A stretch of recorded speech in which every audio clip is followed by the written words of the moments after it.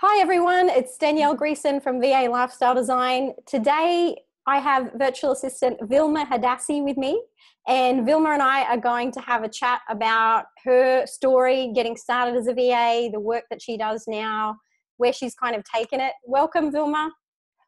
Oh, thank you, Danielle.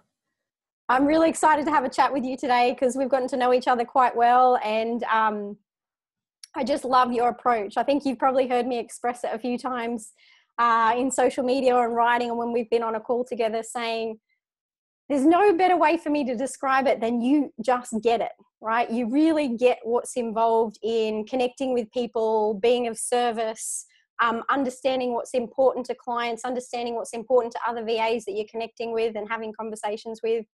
And that's kind of what I'm really excited to chat about here today, with all the different ways that has kind of come out in your career so far. So the first thing that I wanted to chat with you about, before I actually ask Vilma that, I'll let you know that Vilma actually lives in the UK, just outside of London in Watford, with her husband and 2 kids. How old are your kids at the moment, Vilma? Yeah, my daughter is 8 and my little boy is 1. Right, okay, because I was going to ask you, had he turned 1 yet? He has. He has in November, end of November, yeah. Right. And does your daughter, does she know what you do? Does she know about your work? Maybe she has an idea. She knows that I work from home. Yep. On my laptop. Yep. And she's like, "Are you a businesswoman?" I'm like, kind of, yes, I guess. I love it. So just that kind of general idea. Yes, I love when you hear the questions that kids ask, especially that age, 8, 9, like that's the age my girls are at now, where they're trying to paint that picture of what's involved here, what's happening when you're on that laptop. So what I'd like to ask you first up is, when was it that you first started kind of considering this possibility of becoming a virtual assistant? Where were you at? You'd already become a parent, become a mum. What was kind of going on there when you found out about it, and how did you find out about it? I remember I found out about VA in 2010 when I had my daughter. Because I was like, well, it was the end of maternity leave and I had to go back to work, and I'm sure lots of moms can relate. Childcare and going back to full-time work, it's really, really challenging. So I was thinking, okay, what are other options than just, corporate day job? And somebody told me about VA, but the idea I thought it's just like a PA, personal assistant, but virtual. And that's just the kind of work that you can do.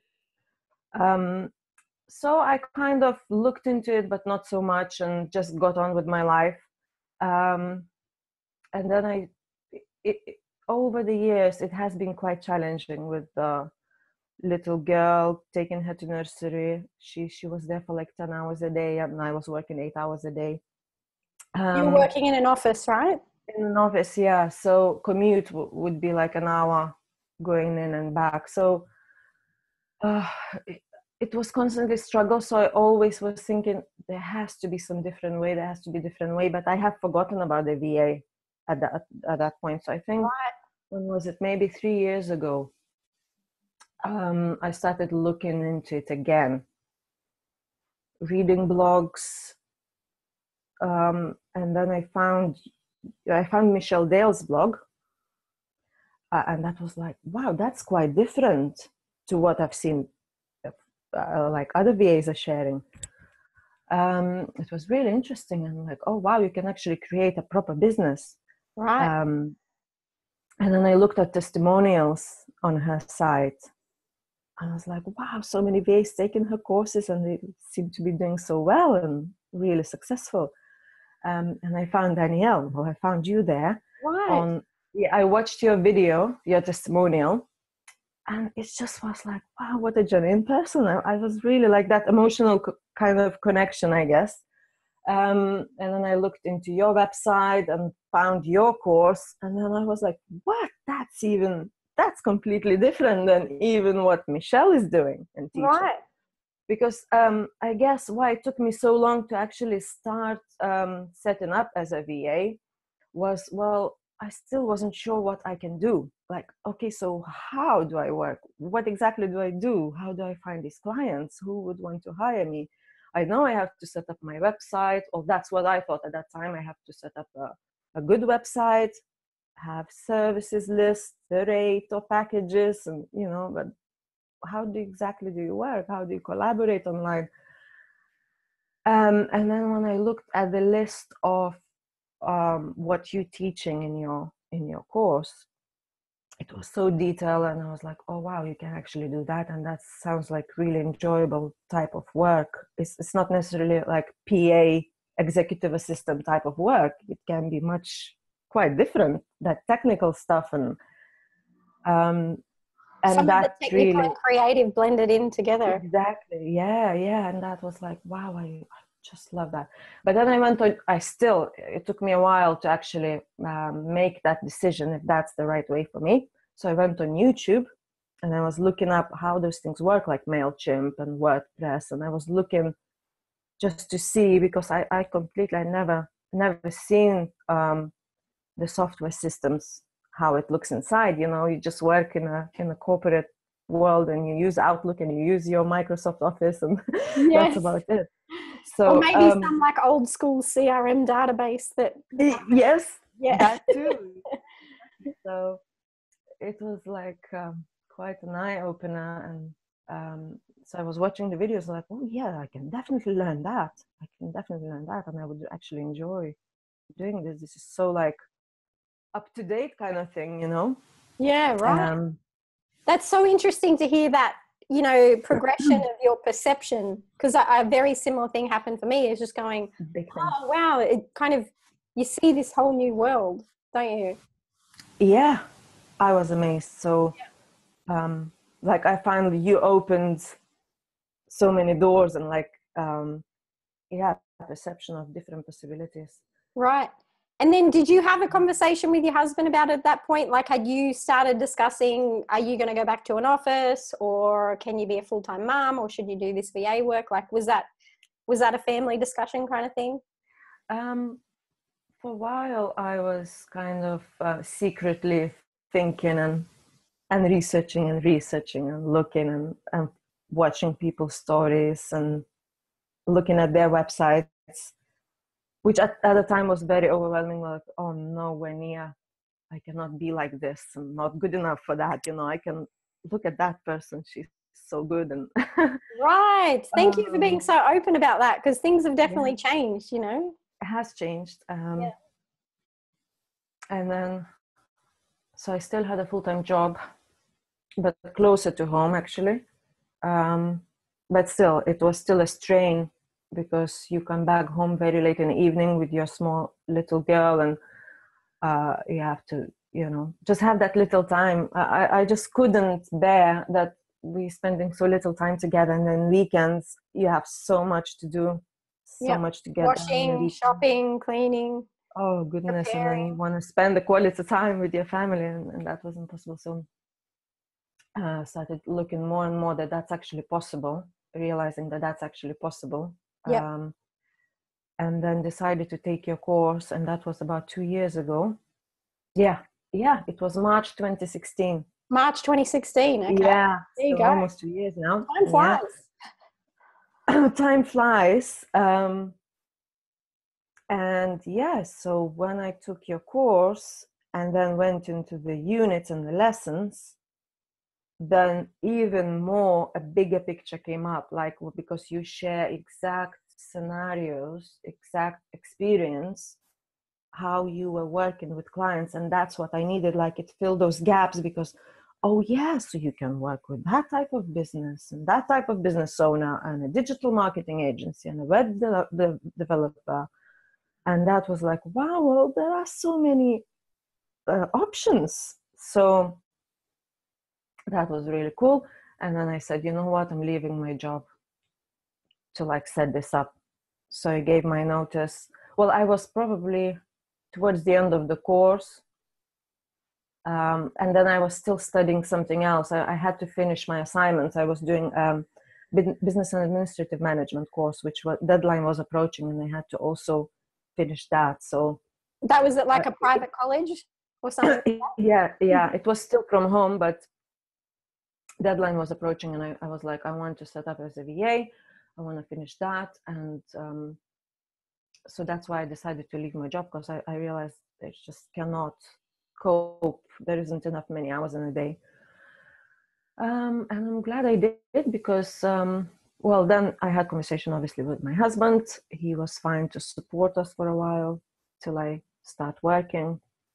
And at that time, I also made a decision to have another child as I was setting up as a VA, because I was like, well, actually, I can have another child now, because the life will be different when I'm working from home for myself. I can actually raise another baby. So that was quite a big decision too. And yeah. That's amazing. That's amazing. Yeah. I love that you made that commitment and said, this is what I'm going to do. And you backed yourself, and all those other elements of family life and lifestyle as well came into it at the same time. I know it was a risk, because I wasn't sure how long it will take me to start earning. Yep. And obviously when the baby came, I had to take some time off. And now, as he's so little, I can only do a few hours a day. So I'm like, I can only do maximum 10 hours a day. So it's not like big income at the moment. Yeah. But it has been regular, and it has been help for us. Yeah. And then I can all see that time of skills development for when the family dynamics. Exactly.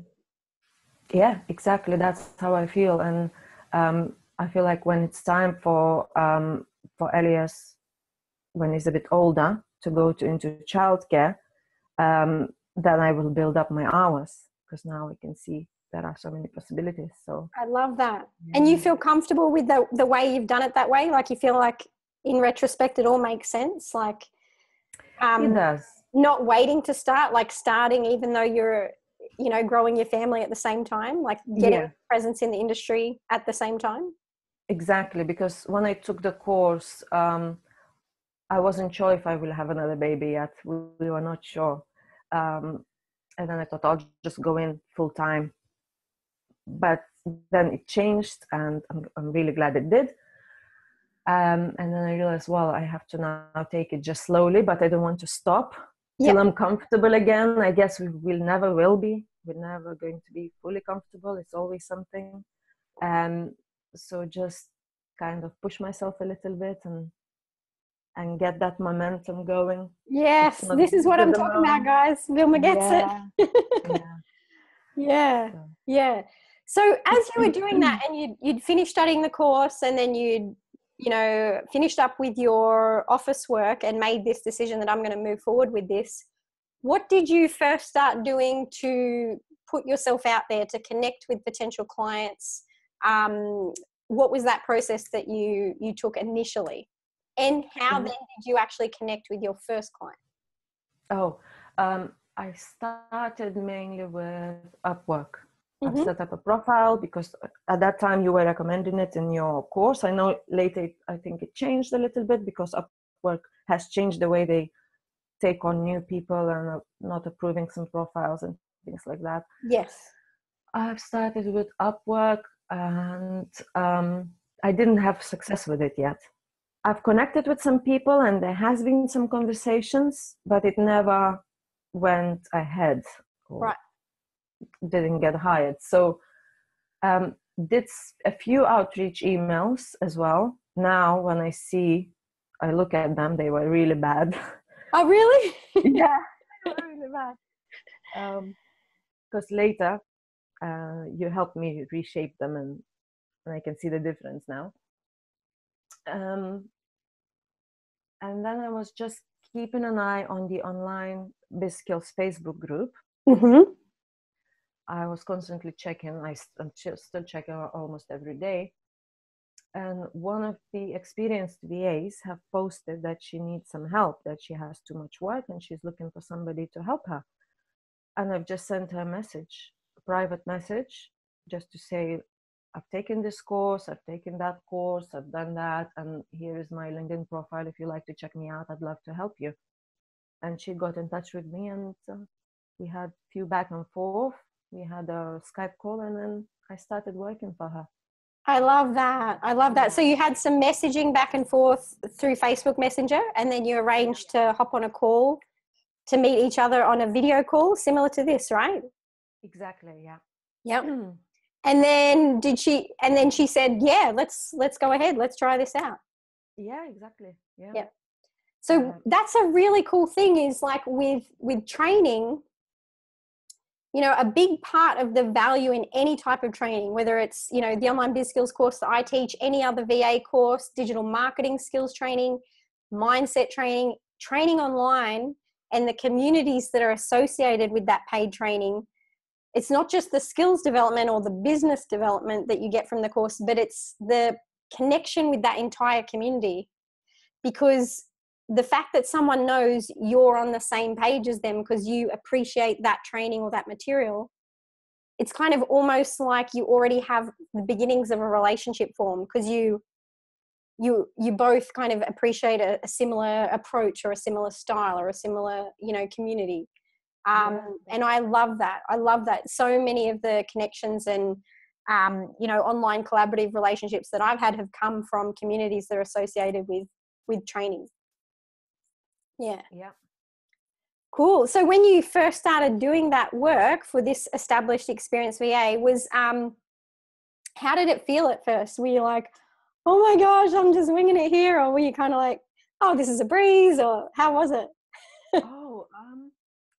It wasn't a breeze, but I wasn't panicking either. It's like she was very warm, very kind of, you know, just like, how can I say? It's not like you go for an interview in a corporate world and you get the second interview then, and, you know, all these people are sitting at the table and asking those questions and writing notes. It was so much more relaxing and open and friendly. So that made you just instantly feel much more comfortable. And then she was experienced, so it's good because you know that maybe she hired VAs before, I'm not sure, but or maybe because she was a VA herself, she knows what needs to be done. Okay, so I need to send the access to this system, provide you with this and that. It's like she's taking the lead and I'm like just stepping in to help. Yes. And when you're just starting out, that's really, really good, because you don't need to worry about, okay, well, I need to be in charge now. If you kind of reaching out, I guess, to connecting with a business owner, a different business owner who's not in a VA world, I guess. Yes. That's huge. That's such a thing that I'm a proponent of, is as far as you're willing and able to, start as a supporter, you know, even if that means you're starting out at a comparatively lower rate than if you are taking the lead, like Vilma was mentioning. Man, it takes the pressure off, doesn't it? Just to be able to go, cool, I've got to this part and this part and this part. I just wasn't sure about this. Do you mind checking that and letting me know? And when you need to kind of put on a front of taking the lead before you have, like, I mean, it's not uncomfortable to take the lead once you've got experience, because someone's like, well, what should we do here? And you go, well, we do this, this, and this. And it's just natural. It's not like putting on a show, right? But if you're inexperienced and you're trying to take the lead, there's an element of emotional energy, not an element, there's a big chunk of emotional energy required to, okay, what am I supposed to say now? Type in the Facebook group. Do I need to send them a proposal? Like, what should I price it as? It's like, let's just talk hourly rate. How can I help? When am I available? Let's go. You know, put my diligence and my care, but be able to draw on that person's experience, so that I don't feel like everything is my responsibility to figure out. Yeah. And I guess there are people, maybe depends what their background is or their personality. They maybe entrepreneurial, as they call them. Maybe they find they can go through that, and I'm sure lots of them do. Yes. So they change from corporate world into their own business, and then they take the lead. But that's not for everybody. And if there wasn't that option of being a supporter and kind of just stepping in to help, but letting the other person take in the lead, so those people wouldn't start. Like me, I wouldn't start, because I wouldn't have enough confidence. Love that. Myself. Yeah. So I think just that's huge. learning that there is that option, it was really helpful for me to start in the first place. Excellent. That's so good. That's so good to hear. And I'm so glad that you shared that so kind of articulately, because you know, one of the things that I realize, and a big part of the message behind VA Lifestyle Design and the Online Biz Skills course, is what you just shared there, the possibility to get your start as a supporter. It's not as visible in the blogosphere on YouTube videos, because often the people that are blogging or vlogging like me, they're doing it once they've had some years of experience, right? So it's more visible to see the people that are taking the lead. And so that's why I think that's so powerful, hearing you share that so clearly, because you kind of see that once you've stepped behind the scenes into the digital world, so to speak. Yeah. But not so much beforehand, unless someone has the opportunity to watch, you know, your story right now and know, oh, okay, that's how it works. I can't see that quite yet because people aren't blogging and vlogging about it, but this is exactly how it works. Yeah, love that. Yeah. And so from there, you connected with a next client. How did that come about? So you'd mentioned just before, when you were looking at kind of the introductory units of the Online Biz Skills, and it became clearer about all these client contexts, like digital agencies, multi-VA teams, working with the business owner, working with a consultant. And one of the ones that you mentioned was a digital marketing agency. And so you actually then started working with the digital marketing agency. Would you like to share a little bit about that experience, what it's like? Yes. So I was supporting that VA for about a year with some gaps. So I was just doing some tasks for her, supporting a couple of different businesses. And then I went on maternity leave. I took a few months off for myself. And then she connected with me again when my baby was probably about 3 or 4 months old. So beginning of 2017. And then she asked me to help her with social media for posting for her client, who's the digital marketing agency. And then I was happily accepting that. I could do that on a kind of any hours of the day. I could choose my hours. I didn't need to be available during daytime, because that's when all the focus is on a little one. And that was perfect for me. So I was doing that in the evenings, mainly when the kids are asleep or when he was having a lunch nap. And it was about probably 7-8 hours a week. And I was doing that work for a few months, and then the VA that I was supporting, she was changing her business. I think she changed what kind of services she's providing, and she realized that digital marketing agency is no longer fit for her, and she just recommended me to them to kind of work directly. Isn't that awesome? I love that. Yeah. Yeah. Great. And that trust was already established there. Like, exactly, yeah. I even had a bit of communication with her client, because if she was traveling or she had too much work, she would ask me to communicate with them directly, like to just liaise on a few things. So they already knew me a little bit as well. Great. So I wasn't just somebody behind the scenes they didn't know of. They already knew me a little bit, and I guess it was no brainer for them to just Keep going. Yeah. Great. And so, I mean, what is it like when you're collaborating with an agency team like that? This is something that I get a lot of inquiries about, because oftentimes people are familiar with the concept of finding established VAs and offering to support them as a subcontractor. And sometimes people aren't as familiar with supporting digital marketing agencies, but when they hear about it, they're like really excited, because they realize, you know, all this possibility out there. Like, you see so many digital marketing agencies, right? They're very visible. What has been your experience? Like, do you like the fact that you work across multiple niche or topic areas? Do you like the fact that there's other teams to take responsibility for different parts? Like, what is it like working for an agency? This isn't something that I've done personally, so I can't share my experience there. Well, I definitely like the idea at the moment, working, supporting different companies in different niches, so I can kind of also discover myself and see where my strengths are at and what I like, what I enjoy learning at the same time, you know, because I definitely still need to take some unbillable time to kind of look at what other companies in that niche are doing. So so I can learn and see what works, what gets engagement, and just to make it as just to do the best job as possibly can. So that is really interesting at the moment.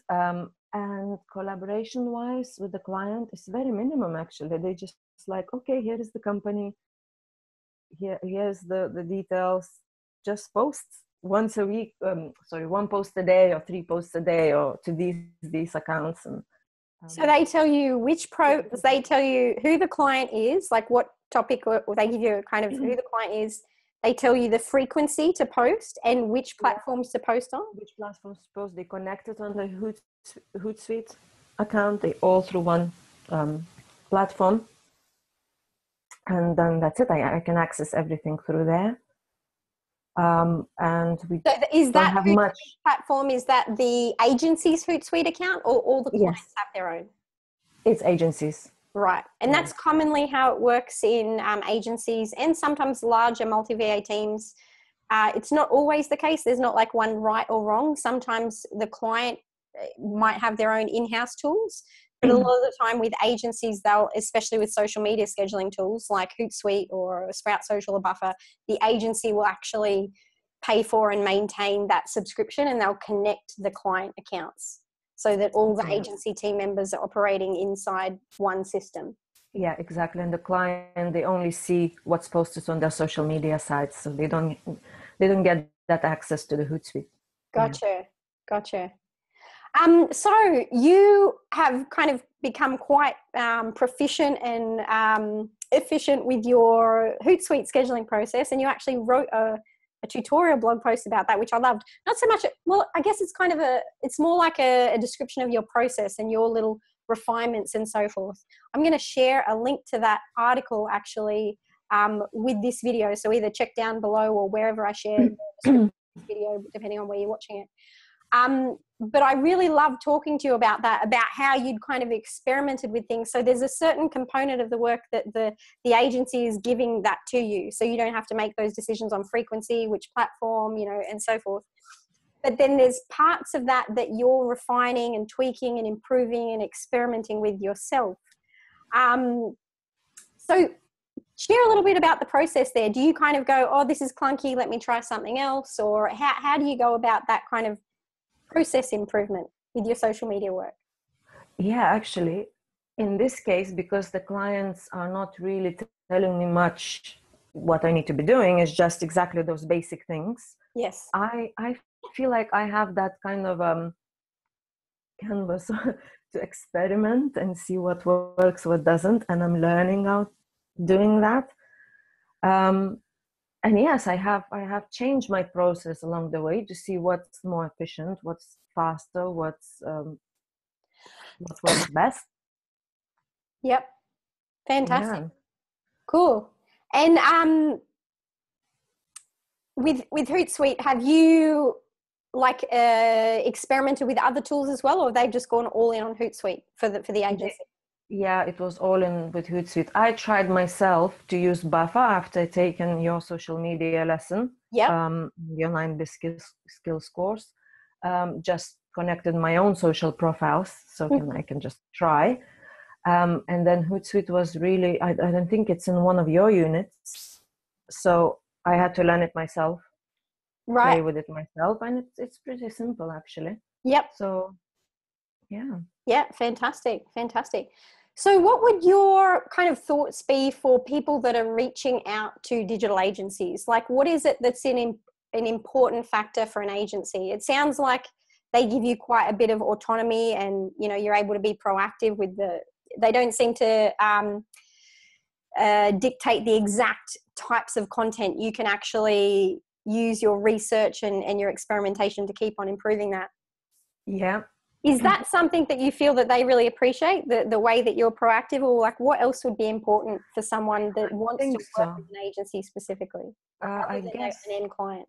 Yeah, I guess it helps them having somebody who can be proactive, and if we notice, like if I notice something, a profile has disconnected in Hootsuite or any problems, like to let them know, so you kind of practice. So I think they just kind of appreciate feeling like their back is covered, or, you know, they don't need to worry and micromanage.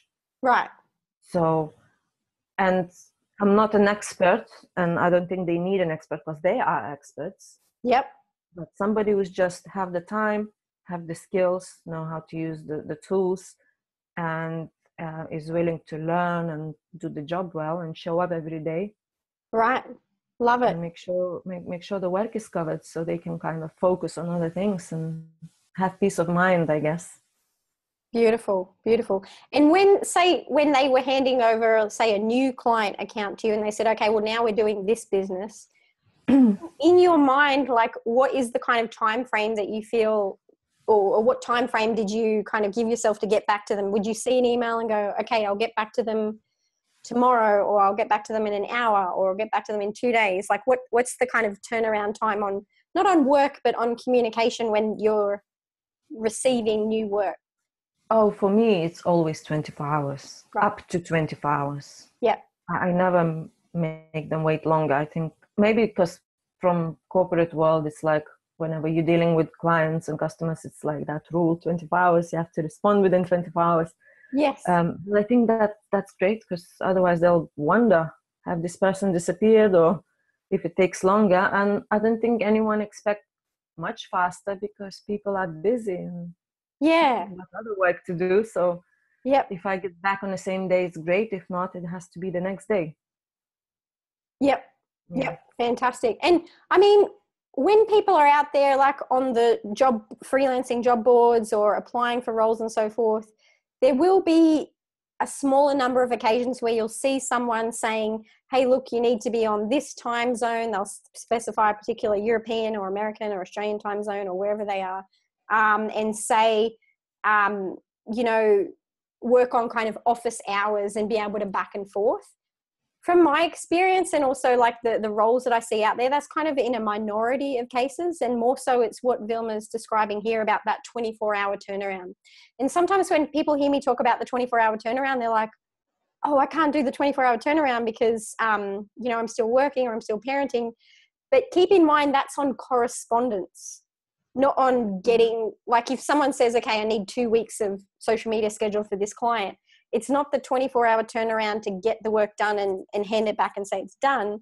It's that 24-hour response time in keeping the conversation moving along. I think that's kind of really important to know, like when, you know, it doesn't have to be the 2-hour back and forth. Like if you're a personal assistant doing someone's appointments, oh, this appointment's, you know, rescheduled for later this afternoon, and the PA kind of has to handle that in real time.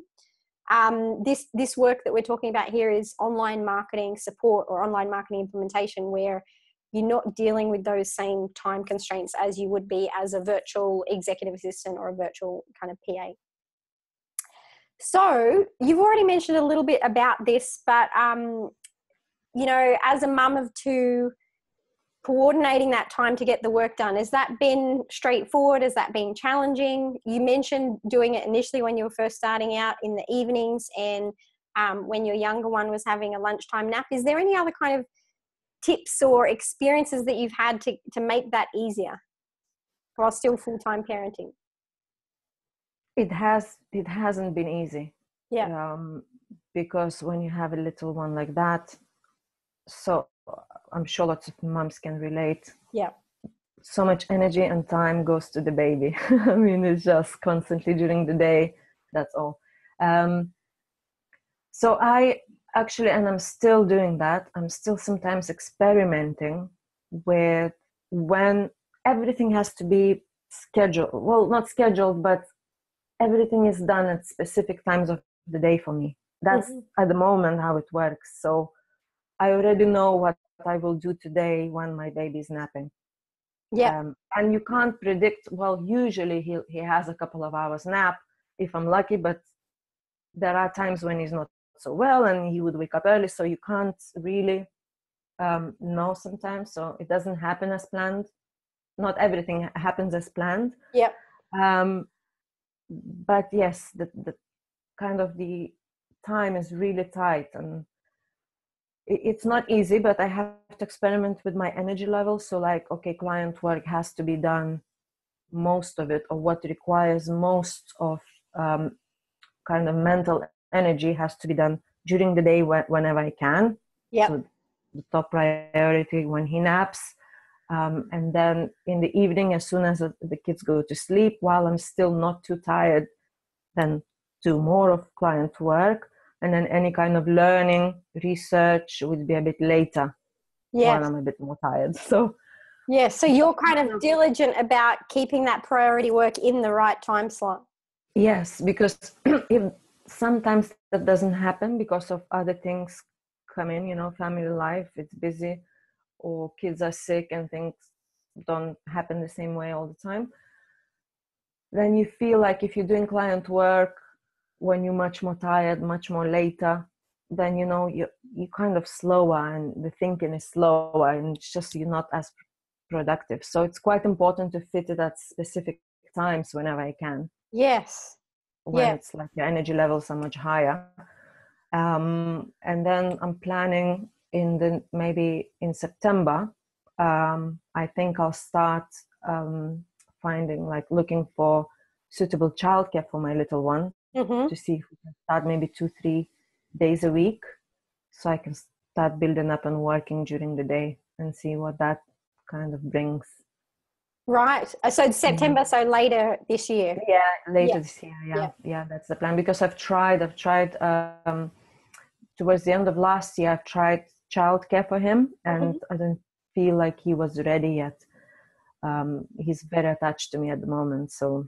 Gotcha. And that was something I had. Yeah, you go. Yeah, and it's kind of felt like, what, I don't need to push him, I don't need to make him uncomfortable. Not like my daughter when I had to go to a full-time job.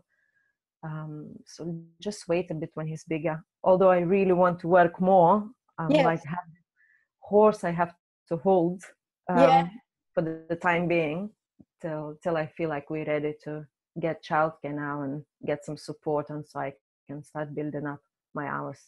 Right.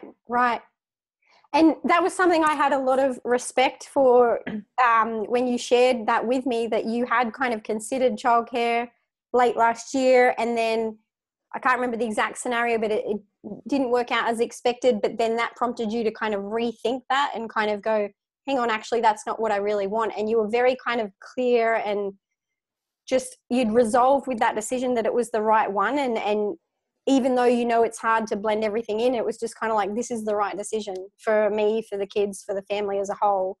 And I love that, right? If everyone's in different situations, for some people it might be, okay, they're in the financial situation where they have to get full-time work and go and get the childcare, even though it's a compromise or what have you. A lot of women go back to work in an office job in that scenario where they're not going back to work for their passion, but because the family needs the extra income top up or what have you.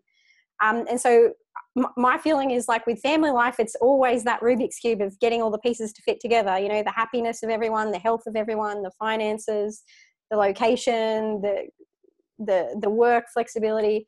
And I feel like you were very kind of self-aware and diligent with making those decisions, rather than just thinking, well, I've started this VA thing now, so I have to go full out to prove that it works, for myself or for the family or whatever. But you're kind of like, no, I'm in the game. This is what I'm doing. This is how our family life is at the moment. And this is what my intention is for the future. And like you said, like holding a horse, but you've got that feeling, that tension, but you're very aware about like what you've deliberately chosen. Do you know what I mean? Yeah. I've got so much respect for that. Yeah. Oh, thank you. Yeah. So with that in mind, I would like to ask you about mindset management, because I believe we have something in common, which is, and correct me if I'm wrong, but are you a Gary Vaynerchuk fan? I am. I saw you mention it in the group and I didn't even get time to reply back. I'm like, Vilma, me too. That's what I do.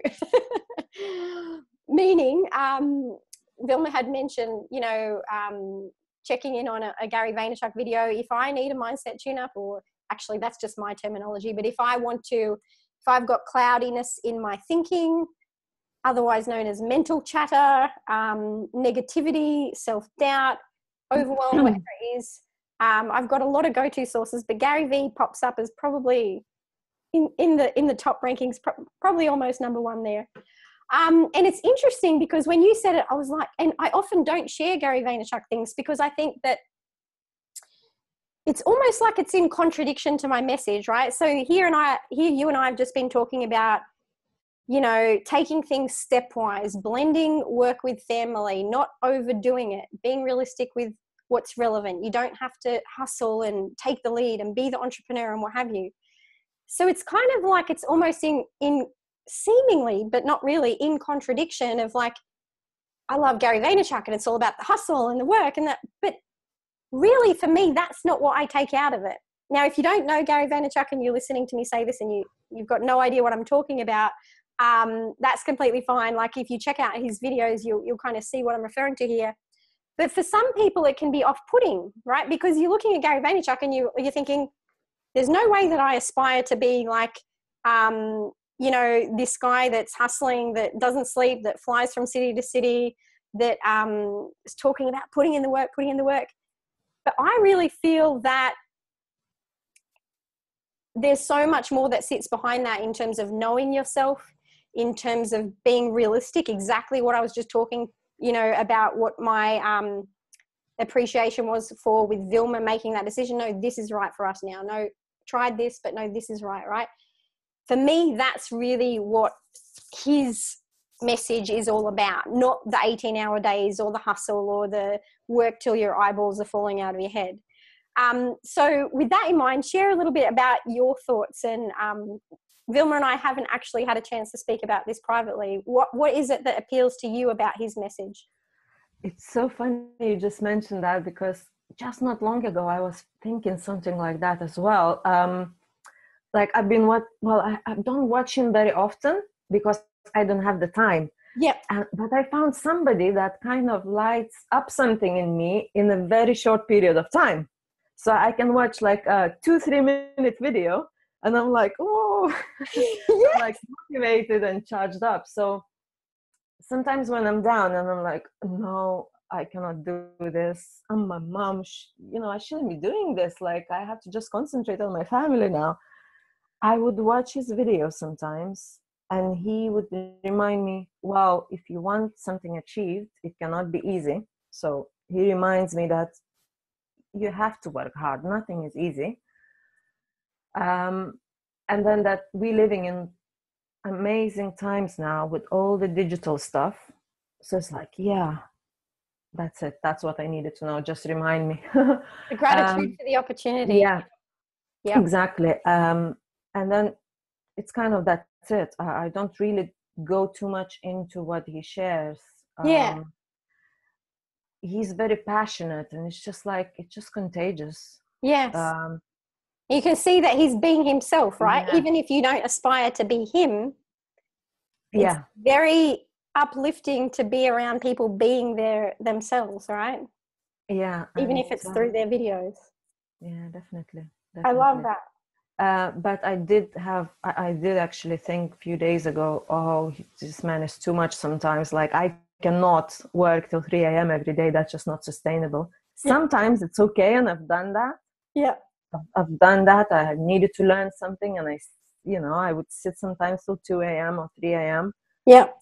But he was sharing somewhere, I think, he was saying, well, if you're a parent, so much you can do from 9 p.m. to 3 a.m. You can't do that every day. Yes. If your you kids have to are take it with a grain of salt. Yeah. Yeah, it's just not sustainable, but there is something in him that just kind of motivates me, I guess. You know, it shouldn't be easy, but you also don't need to kill yourself. If I take baby steps, I'm moving forward, and that's it. As long as you're moving forward. Perfect. I love something, isn't it? Yeah. Yeah, so true. And it was interesting what you said about having that thought in your mind, like, I'm a mum, I shouldn't be doing this, I should be focused on my family. Probably around 2013, when my third child was born, I remember, because at that stage I was transitioning from working solo to starting Grease and Media and contracting people and getting on more clients, but not quite being in the space where I knew how to do all of that. So it was like, I was already comfortable with the skills, but I wasn't comfortable with team building. So I was very much out of my comfort zone. And we also had a newborn. And because of that, sometimes, you know how it is, Vilma, like sometimes I'd be awake through the whole night and then I would maybe sleep in with the baby to get some sleep. Like if the baby had been up from, I don't know, 1 to 5, I might sleep in from, I don't know, what have you, just trying to get the sleep when I can. And then I would be, you know, chatting with team members on unbillable time because I was still getting in the habit, or not in the habit, in the flow of delegation and review and not just doing all the work myself.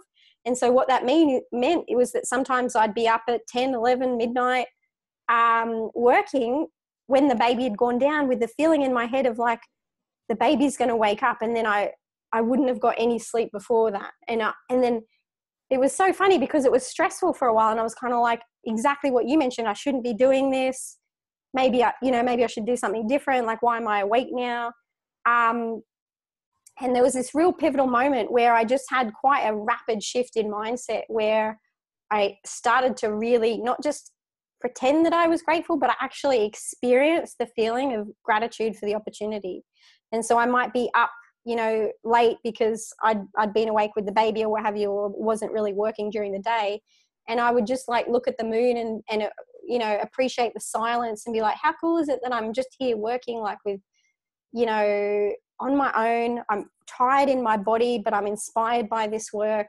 And I'm just looking at the moon, and I grab a, you know, glass of water or a juice, and I just stopped having so much fear of the fatigue. I stopped feeling like I was scared to be, I don't know, it sounds weird, but I stopped feeling like I was scared to be tired, like it was wrong or what have you. And I knew that it was temporary, and I knew that things would change, and they have changed, right? It definitely, from my experience, it gets easier when the kids get older, right? You still have other things that come up. As all parents know, you start negotiating with 9-year-olds and, you know, homeschooling and all that kind of thing. But that real kind of like getting the sleep and that, you know, survival instinct and so forth, that eases up. That's definitely been the case for both Dan and I. But when I reflect on that time, I'm grateful that that mindset switch came about, where it was kind of like, it's okay. Like, this is what I want to be doing, you know? Yeah. But what I want to share just before we move on from there is today, because I actually follow Gary Vee on Instagram, and I'm always saving them on Instagram, but I end up saving half the feed. So it's kind of like, I never go back and read it. But there was one that popped up and it made me think of you. So I'm just going to read it out. Oh. So Gary Vee, this is a quote on Instagram that he'd shared: self-awareness, empathy, hard work, and gratitude. That. And Gary Vee says, I may communicate it in a confusing way mixed with competitive ambition and showmanship, but man, those four above. Self-awareness, empathy, hard work, and gratitude. That. And I think, Vilma, you just have those character traits down. Thank you. Big time. Yeah, empathy, I must say. Gratitude, hard work, self-awareness. You've got it down. Gratitude definitely also helps to work that mindset to the right direction, for sure. Yeah. Yes. Something that you shared with me is that you share that kind of experience with your daughter as well, in sharing with her how you approach gratitude, or just verbalizing it when it's on your mind and so forth. Yeah, I think it's important to shape our kids as well, like to feel more grateful for things we have, because it's always so much focus is like of what I want, that what I don't have but I want.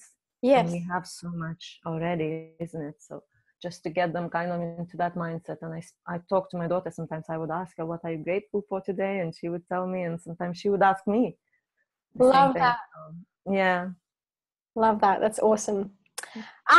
So we talked a little bit about social media for the client work that you're doing.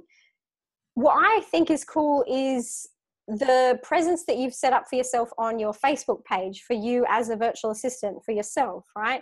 And one of the things that I've chatted with Vilma about is my kind of feeling that as a virtual assistant, we're not trying to engage in content marketing so much, you know, with, you know, constantly publishing content and blog posts, constantly publishing on social media.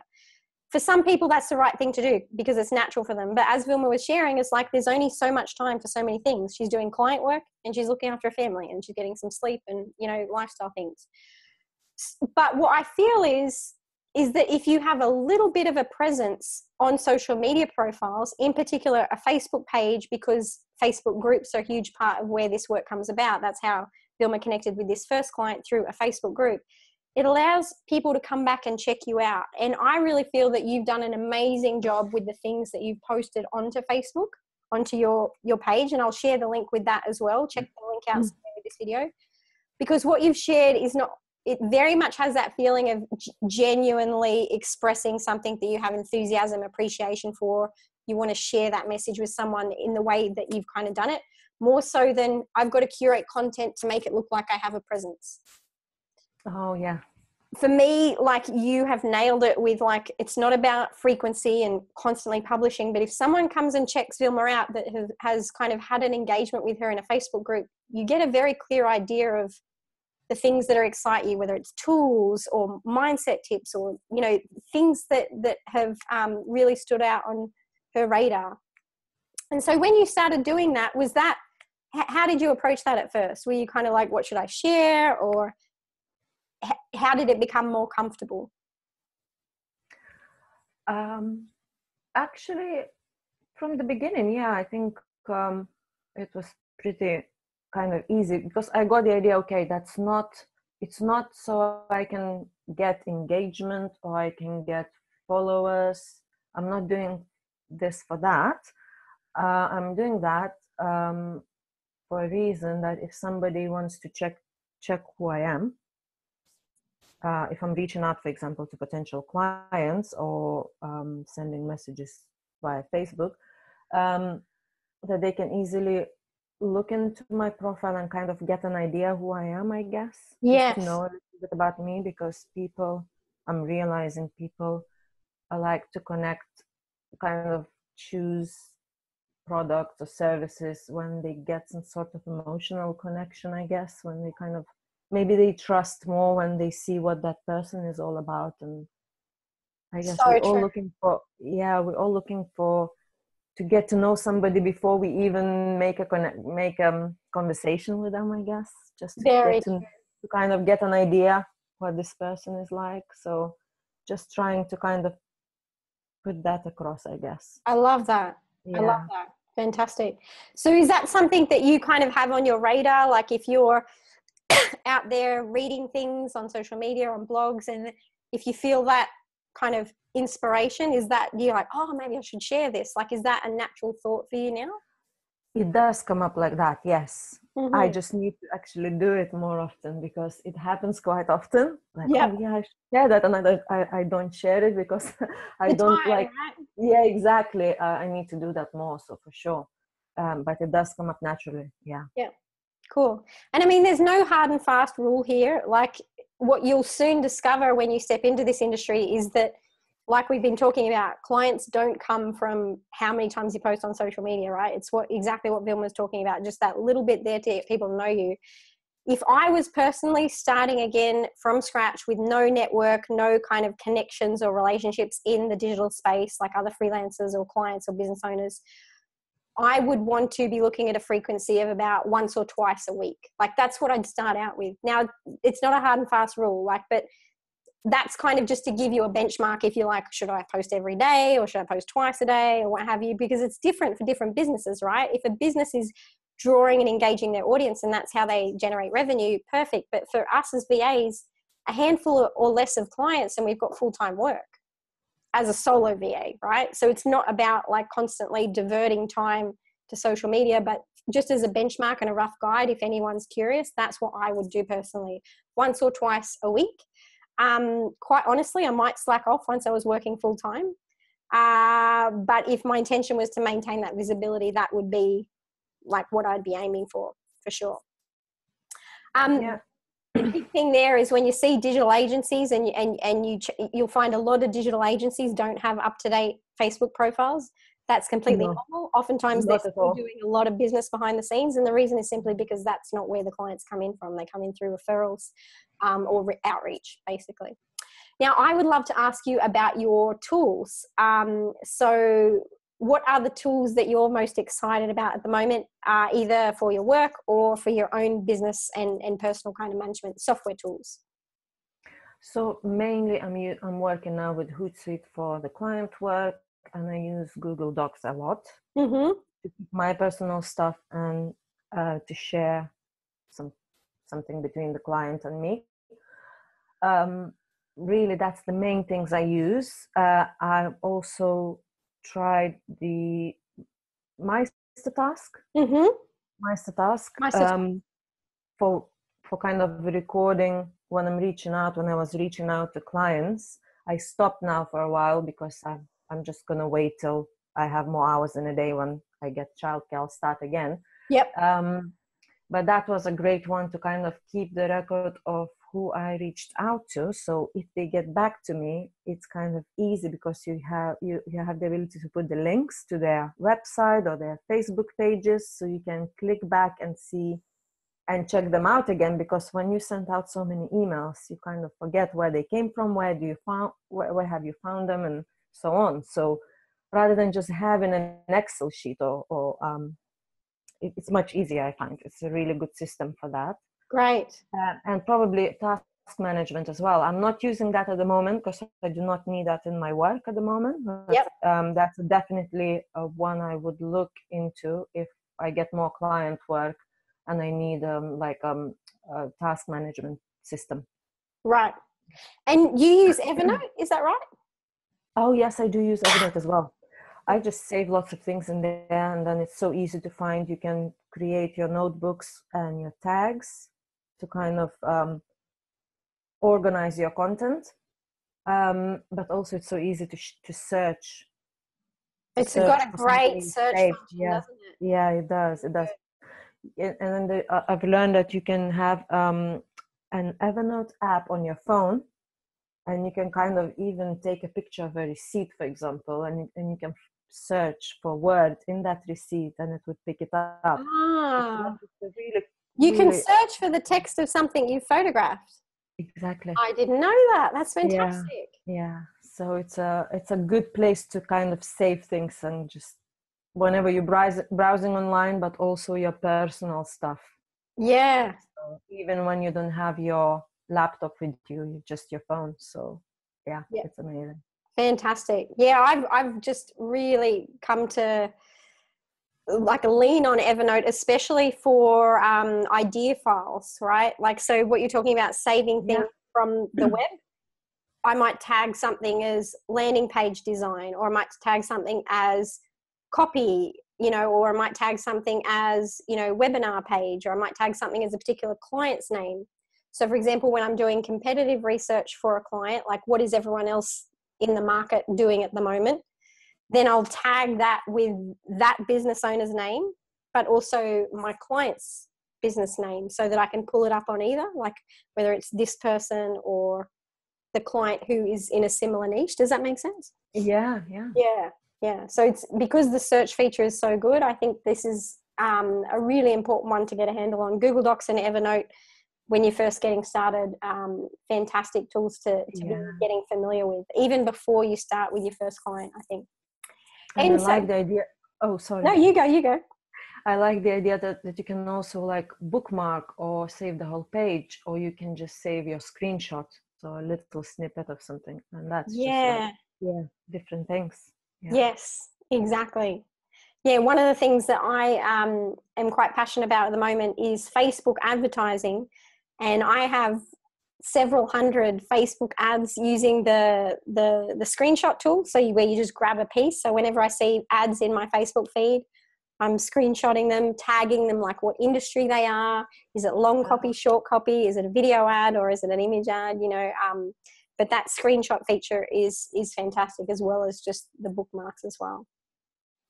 So that's all I wanted to ask you. But the final thing is, where is the best place for someone to reach out to you if they want to check about, what services you specifically support people with, or your availability? I know that at the moment you're full to capacity, but depending on when people are watching this recording, things change. Everything's dynamic. So where is the best place for people to reach out to you? So either, I guess email or Facebook Messenger. Okay. It's fine. So I have the Facebook page, if you're going to send the link. Yes, yep. I'll That's share a the good Facebook page way. link. Yeah. Yep. Yep. So And then Messenger, Facebook Messenger attached to Vilma's Facebook page. So I'll share the Facebook page link underneath. Perfect. Yeah. Yeah. Because I can't share the email, because if I publish that on the web, then okay. you'll get spam. But yeah, Messenger is fantastic. And just something on that, I've noticed that I used to perceive Messenger as like personal only, right? And I'd be kind of like, okay, well, if people are reaching out to my client's business, it should be through email. And now, like, I don't know about you, Vilma, but I very much perceive Messenger as just another business communication channel now. Whether it's through a client's page or through my own page or what have you. Yeah, I don't definitely. always, I used to perceive Messenger as like, this is personal family chat, and I don't anymore. Do you feel the same? Like incoming Messenger correspondence is business correspondence, like it would be on LinkedIn? Yeah, definitely. I've noticed that recently a lot. And for example, if I would try and connect with somebody, let's say I would comment on somebody's post on a Facebook group. Yeah. And I recently made a comment, and that person sent me a friend request on my Facebook, and I'm like, okay, now we're friends, I guess. Like, I make a comment, now we're friends. Yeah. And she would be sending a message then, tell me a bit more about yourself. What do you do? And then, I reply, and it's like, okay. Yeah. Yeah, it's like being in like a cocktail party or a kind of drinks after a conference. Yeah, I guess. Like, and then you never know. Say something interesting and they walk up to you. Yeah. Yeah. Amazing. Yeah. I love that. Yeah. So that's really cool, because I, some VAs had been sharing with me, look, my clients started delegating me work through Messenger, what have you. Like, what should I do about that? Like, people were perceiving that to be not ideal, and before I was kind of the opinion that, okay, keep directing the client back through email, through the project management space. I've kind of changed my opinion on that, because socially it seems that we're evolving, and now even if it's an existing client, I don't correspond personally with clients that way. I'm constantly directing them back through email or project management or what have you. But if the relationship started that way through Messenger, I feel like now I would be comfortable with that. Like if something, hey, could you do this, or could you help with this task as well? Sure, no problem. I'll pop that in the project management space. So long as you're taking the lead with transferring that information over into, a central project management space, or to your own to-do list privately or what have you, I'm kind of the opinion that that's fine now. For me personally, you might feel differently if you're watching this, but just to kind of finish off that discussion about Messenger correspondence being the norm for business now. Cool. Well, it's been so good to chat with you about how this has kind of evolved. Is there anything else you want to share before we go now? That's all. No, it's been amazing. Thank you so much. Perfect. Really good to chat, and we'll catch up again soon. Catch up soon. All right. Ciao.